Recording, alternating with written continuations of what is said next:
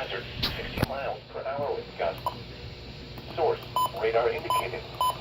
Impact, expects damage to roofs, siding, and trees. Locations impacted include Raleigh, Durham, Cary, Chapel Hill, Hillsborough, Garner, Carrboro, RDU International, Apex, and Morrisville. For your protection, move to an interior room on the lowest floor of a building. Straight line winds can blow down trees, power lines, and damage mobile homes and other buildings. Seek shelter in a sturdy structure until the storm has passed. Stay away from windows as flying debris generated by damaging winds can be deadly.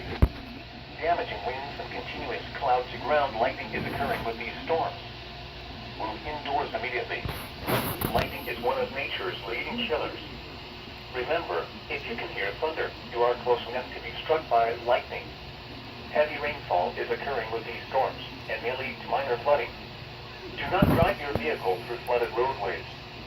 Repeating, a severe thunderstorm warning has been issued until 10:30 p.m. for the following counties in North Carolina: Chatham, Durham, Orange, and Wake.